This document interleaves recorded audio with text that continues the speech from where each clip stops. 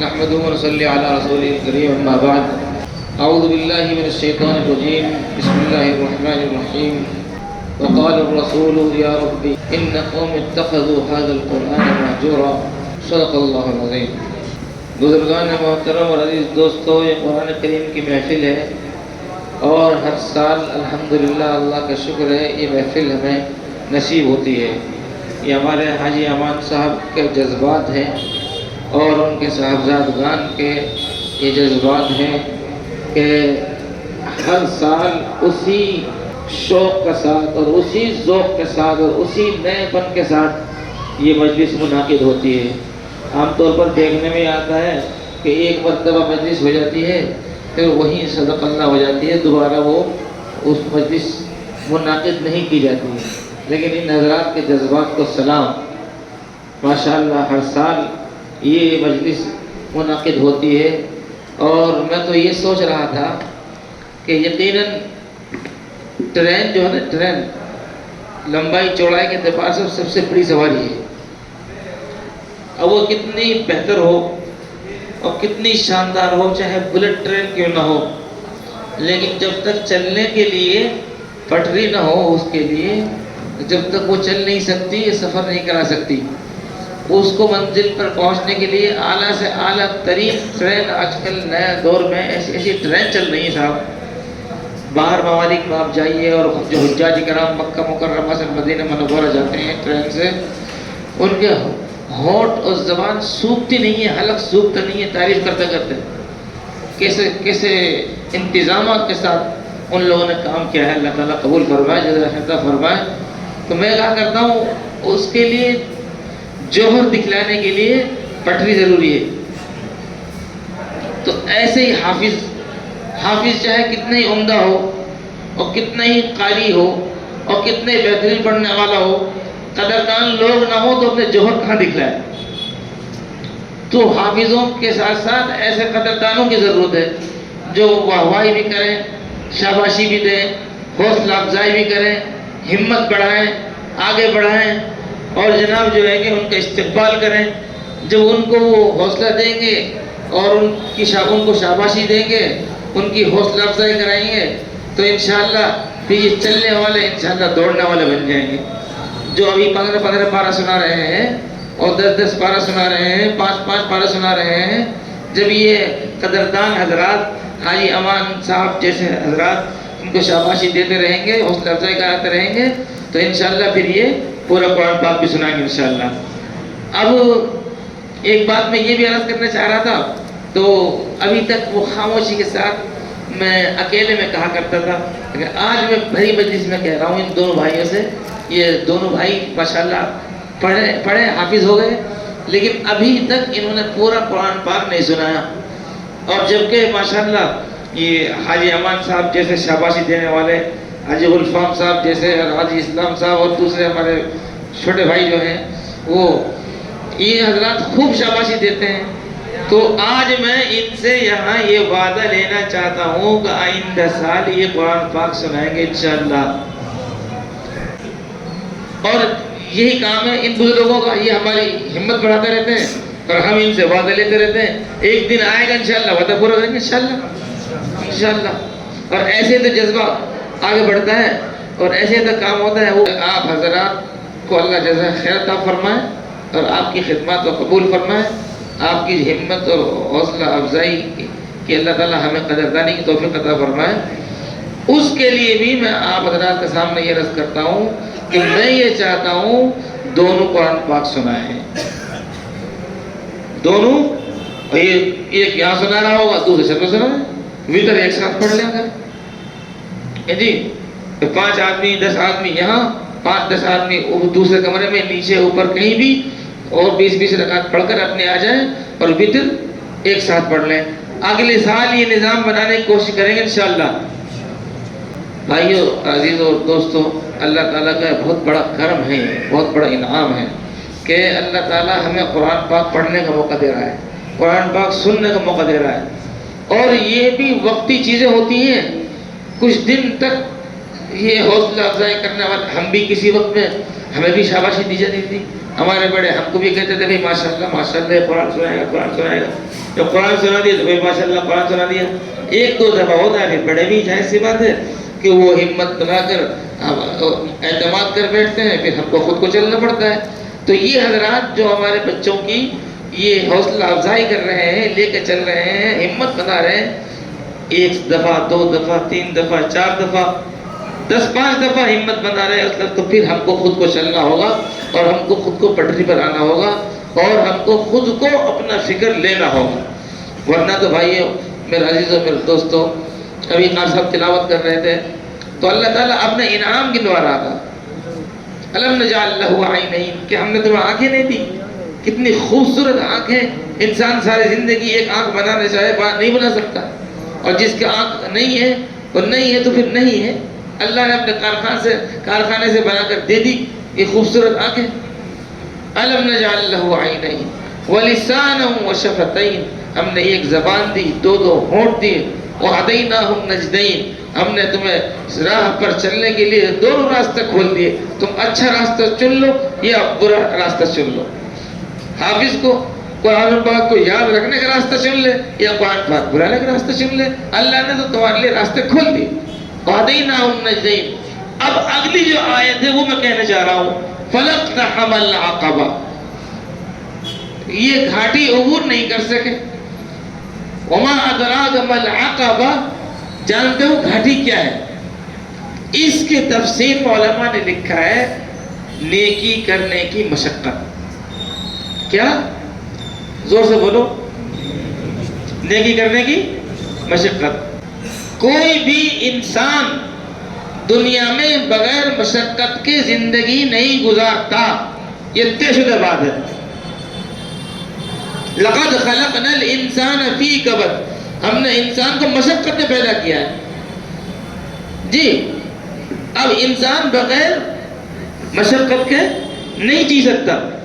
آپ یہ نہ سمجھیں کہ جو بہت بڑے امیر ترین نواب شاہ بادشاہ سلطان قسم کے لوگ ہیں وہ ہر وقت مسیری میں پڑے رہتے ہیں, یہ مذہب نہیں.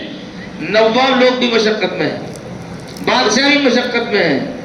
جی, بڑا سے بڑا دنیا کا امیر ترین آدمی مشقت میں ہے. بہت سے پیسنجر وہ ہوائی جہاز میں بیٹھے ہیں اور یہ سوچ رہے ہیں کہ کیبن میں وہاں وہ پائلٹ بڑا آرام سے ہے اور ہم کو چھوٹی چھوٹی سیٹ ملی ہے, ہم یہاں بیٹھے ہیں. اس سے جا کے پوچھو, سب کا وزن پائلٹ کے سر پر ہے. وہ بار بار دیکھ رہا ہے کہیں جہاز ٹیڑھا تو نہیں ہو رہا ہے, راستے سے ہٹ تو نہیں رہا ہے, سیدھے چل رہا ہے, کتنا اوپر ہے کتنا نیچے جا رہا ہے, لائن پر ہے کہ نہیں ہے. تو اور آپ دیکھ رہے ہیں خالی وہ ایئر کنڈیشن میں زیادہ اچھے انداز سے بیٹھا ہے, اس کی اچھی کیبن ہے, اس کی اچھی سیٹ ہے. جو جتنے اونچے مقام پر ہے وہ اتنی مشقت پر ہے. دنیا کی ہر لائن کی زندگی مشقت میں ہے. اب اگر حافظ صاحب یہ سوچیں کہ مقتدی تو بہت آرام سے نہ صبح شام تک قرآن پڑھتے ہیں اور نہ جناب جو ہے کہ تلاوت کرتے ہیں, نہ پارا یاد کرتے ہیں, پارا مجھے یاد کرنا پڑتا ہے, محنت مجھے کرنی پڑتی ہے, مشقت. جیسے آپ کے لیے قرآن یاد کرنا مشقت ہے, پیچھے والے کھڑا ہونے کے لیے ان کے لیے کھڑا ہونا ہی مشقت ہے. ان کا جو ماحول ہے, ان کی جو کیپیسٹی ہے, ان کے جو حیثیت ہے, ان کے لیے تم تو قرآن پاک کو پڑھ رہے ہو, تم جانتے ہو پڑھنا, تمہیں یاد ہے, تم کھڑے ہو کر پڑھ رہے ہو, تمہارے لیے پھر بھی آسان ہے اس کے مقابلے میں جو صرف عقیدت میں محبت میں اللہ کو خوش کرنے کے لیے قرآن یاد نہیں اور پھر بھی وہ کھڑا ہو کر سن رہا ہے, اس کی بھی مشقت ہے. تو ہر شخص مشقت میں ہے. ہمارے بعض بچے یہ سوچتے ہیں یاد کرنے میں مشقت, قرآن پڑھنے میں مشقت, سنانے میں مشقت. دنیا کا کون سا کام ایسا جس میں مشقت نہیں ہے؟ ہر کام میں مشقت ہے. بلکہ میں تو یہ کہتا ہوں یہ تو شاہانہ کام ہے قرآن پڑھنا. حافظ صاحب جب پڑھ رہے ہوتے ہیں تو ہر جگہ ان کا اکرام ہے. مدرسے میں بیٹھے ہیں تو وہاں بھی اچھا انتظام ہے, مسجد میں بیٹھے ہیں وہاں بھی اچھا انتظام ہے, مصلی پا کے کھڑے ہیں وہاں بھی اچھا انتظام ہے. ان کے لیے اور مقتدیوں سے ڈبل مصلی ہوتا ہے, ان کے لیے الگ ایکسٹرا پنکھا ہوتا ہے, پڑھنے کے لیے مائک لگا ہوتا ہے. عقیدت ہماری ان سے جڑی ہوتی ہے. تو وہ اپنی مشقت کو نہ دیکھیں. میں سب بچوں کو کہہ رہا ہوں, کسی ایک کو ٹارگیٹ نہیں بنا رہا ہوں, میرے جتنے بھی بچے ہیں میں سب کو یہ کہتا ہوں قرآن پاک سے رشتہ کو مضبوط کرنا ہے. قرآن پاک سے رشتے کو آپ جس میدان میں چاہیں پڑھ لیں, حافظ ہو گئے, آپ بہترین دوسری لائن کے کاروبار کرنے والے بن جائیں, بہترین پیسے کمانے والے بنے, کاروبار کرنے والے بنے, تاجر بنے, ملازم بنے, جو چاہے بنے, لیکن قرآن سے رشتہ برقرار رہنا چاہیے. قرآن سے رشتہ, بولو نا بھائی زور سے, قرآن سے رشتہ برقرار رہنا چاہیے. ہمارے یہاں ایم ایل اے صاحب جو ایم ایل اے کی سیٹ سے وہ الیکشن لڑا کرتے تھے, تو ہمارے والد صاحب رحمۃ اللہ علیہ ہمیں شوق دلانے کے لیے ہم سے فرماتے تھے, دونوں بھائیوں سے, کہ وہ دیکھو ڈاکٹر رفیق صاحب کو, وہ ڈاکٹر بھی ہیں, سیاسی آدمی بھی ہیں, الیکشن بھی لڑتے ہیں, لیکن ان کا معمول روزانہ ایک پارہ نفل میں پڑھنے کا ہے. روزانہ ایک پارہ نفل میں پڑھنے کا ہے. پھر ہم سے کئی دفعہ انہوں نے کہا, پھر ایک دفعہ فرمایا کہ تمہیں یقین نہیں, جا کے دیکھ لینا ان کی مسجد میں, وہ ایک پارہ روزانہ نفل میں پڑھتے ہیں, چاہے ریلی میں ہو, چاہے الیکشن میں ہو, چاہے گھر پہ ہو, چاہے سفر میں ہو, چاہے حضر میں ہو. تو میں نے اپنے قاری صاحب بڑے بھائی سے میں نے کہا, میں نے کہ بھائی چلو آج وہاں جاتے ہیں, دیکھ کے آتے ہیں. تو ایک دن ہم نے مغرب کی نماز ان کی مسجد میں جا کے پڑھی. اب جب مغرب کی نماز پڑھی تو اتفاقاً والد صاحب رحمۃ اللہ علیہ کی برکت سے ایسا ماحول تھا, جہاں ہم لوگ ہوتے تھے ہم ہی کو لوگ آگے بڑھا دیا کرتے تھے نماز پڑھانے کے لیے, جو والد صاحب کی وجہ سے, ان کی عقیدت کی وجہ سے. ہمیں وہ ڈاکٹر صاحب نظر نہیں آئے, چونکہ وہ کہیں بھی ایک طرف آ کر نماز میں مل گئے, خاموشی سے نماز پڑھ لی. تھوڑی دیر کے بعد اندر سے مسجد میں سے آواز آئی, تو اندر کے کھن میں سے ہم لوگ باہر صحن میں نماز پڑھ رہے تھے. تو جا کر دیکھا تو وہ مغرب کے بعد نفلوں میں وہی اپنا ایک پارہ زور زور سے چیخ چیخ کے پڑھتے لوگ. وہ میدان سیاست میں کود کر ایم ایل اے کی سیٹ پر پہنچ کر الیکشن لڑ کر بھی انہوں نے قرآن کو نہیں بلایا. ہمارے چند ٹکے کی مزدوری, محنت, اور ہم اس میں قرآن کو چھوڑ دیتے ہیں صاحب. ہمارے لیے بہت سی مثالیں ہیں جنہوں نے یاد رکھا, جنہوں نے معمول بنایا, وہ اپنے ہر میدان میں قرآن کو انہوں نے یاد رکھا. اس لیے قرآن کریم کے ساتھ وفاداری کا عہد رکھیں, عہد کریں, تجدید عہد کریں کہ ہمیں قرآن پاک کے ساتھ وفاداری کرنی ہے. زور سے بولیں گے نا. تو بھائیو ایک بات یہ بھی ہے, دیکھو میرے عزیزوں, میرے پاس کوئی رسمی واہوائی والی تقریر نہیں ہے. میں پیغام دینا چاہتا ہوں, میں میسج دینا چاہتا ہوں, میں اس کا نتیجہ دیکھنا چاہتا ہوں. ہماری تقریر پہ کوئی سبحان اللہ کہے نہ کہے جی, لیکن کام ہونا چاہیے. ہم تو میسج والے آدمی ہیں, کام والے آدمی ہیں, زمین سے جڑ کر کام کرتے ہیں. ہمارے سے تو کام وجود میں آئے, بچے کامیاب ہوں, جو پڑھ رہا ہے وہ اور آگے پڑھے, جو پڑھ چکا وہ اپنی پڑھائی کو باقی رکھے. اس سال مدرسے میں شروع سال میں 3 بچے ایسے تھے جن سے میں نے یہ کہا تھا کہ تم مدرسے میں رہو اور مدرسے میں آپ کو آگے یہاں تک پہنچنا ہے کہ آپ کو 10 پارے 15 پارے سنانے ہیں, اور پھر اینڈ میں آگے پورا قرآن پاک سنانا ہے. لیکن ہمارے ماحول میں یہ چیز نہیں ہے. وہ 2 بچے 2 پارے 3 پارے تک پہنچے تھے کہ ان مدرسے چھوڑ گیا. کافی ہے. حدیث میں آتا ہے کہ مومن سیر نہیں ہوتا, مومن نیکی سے, علم سے سیر نہیں ہوتا. مومن کی تو بھوک اور بڑھتی, جتنا علم ملتا اور آگے بڑھتا ہے وہ. تو وہ 2 پارہ 3 پارہ کے بعد وہ انہوں نے مدرسہ چھوڑ دیا. ایک بچے نے بات مانی, اور آپ کو معلوم ہے الحمدللہ اس نے جو ہے کہ وہ پار لگا, اور 12.5 گھنٹے میں اس نے پورا قرآن مکمل ابھی 2 دن پہلے سنا ہے. ماشاءاللہ ماشاءاللہ. اور 2 استاذ, ان میں سے ایک ولی ارشد ہے یہاں بیٹھے ہوئے ہیں, ایک اور ہے, میں بھی بیٹھا رہا وہاں نگرانی کرتا رہا, کہ وہ 10:30 بجے اس نے قرآن پاک سنانا شروع کیا, 4:30 بجے تک کنٹینیو سناتا رہا 15-12. پھر جلدی سحری کری, پھر شروع کر دیا نماز سے پہلے ہی, پھر نماز کے بعد پھر شروع کر دیا. پھر میں نے کہا چلو تھوڑا سا بدن کو آرام دینا ضروری, کہ ایسے نہ ہو یہ بالکل ہی سنا نہ پائے. پھر آرام, درمیان میں آرام کے لیے وقت دیا. پھر اس کے بعد بیدار ہو کر 11:15 بجے سے پھر پڑھنا بیٹھ گئے, اور پھر انہوں نے سنایا. 4:15 بجے اس کو قرآن شریف پورا ہو گیا. یہ کہیں ایران اور توران اور افغانستان کی لندن کی بات نہیں، اسی بابو کے ٹیبے کی اور اسی بڑوالی مسجد کی بات، الحمدللہ کہیے۔ تو ہم اور آپ اگر استادوں کی رہنمائی میں چلتے رہے تو انشاءاللہ پھر یہ بچے کوئی کمزور ہے؟ کوئی کمزور نہیں ہے۔ یہ ایک ایک نشست میں ہر ایک بچہ قرآن سنا سکتا ہے انشاءاللہ۔ تو آئندہ انشاءاللہ ہم بھی کوشش کریں گے آگے۔ اور میں یہ کہنا چاہتا ہوں سب بچوں سے کہ ہمت مت ہارو۔ چڑھنے والے غار ہیرا میں چڑھ جاتے ہیں، غار سور میں چڑھ جاتے ہیں محبت میں۔ ہمارے نبی یہاں گئے تھے جی، اور یہاں ساری زندگی جے پور میں گزار دی، وہ جے گڑھ نہیں چڑھے پیدل۔ کیوں؟ ان کو کوئی عقیدت تھوڑی تو وہاں چڑھنے سے ثواب ملے گا۔ وہ نہار گڑھ نہیں چڑھے، روڈ بنا ہوا ہے، ہم نے کیا آج تک پیدل تو جو جاتا ہے گاڑی پہ جاتا ہے۔ اور وہاں کھڑے کھڑے جو نسبت اپنے نبی سے جڑی ہوئی ہے، تو وہ نبی صلی اللہ علیہ وسلم کی یاد میں اس کو ایسے لگتا ہے غار ہیرا ہیرا، اور وہ چڑھنا شروع کر دیتا ہے اور جناب غار ہیرا میں جا کر اوپر پہنچ کر وہاں نماز پڑھ کر آتا ہے۔ غار سور کا راستہ، میں تو کمزور آدمی ہوں، مجھے نیچے سے وہی سے رو دیا میں تو کہ حضور پاک صلی اللہ علیہ وسلم ان نوکیلے پتھروں پر کیسے چڑھ کر گئے ہوں گے۔ پھر صدیق اکبر رضی اللہ عنہ نے حضور پاک صلی اللہ علیہ وسلم کو اپنے مبارک کندھوں پر بٹھا کر اور پھر وہاں سے کیسے چڑھ کر گئے ہوں گے۔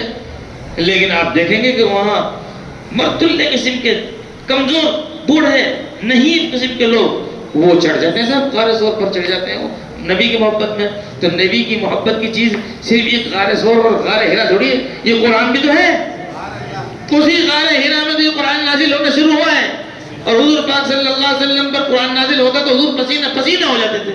بھر سردیوں میں، بخاری شریف کی روایت ہے، بھر سردیوں میں حضور پاک صلی اللہ علیہ وسلم پسینوں سے شرابور ہو جاتے تھے، اتنا وزن پڑتا تھا۔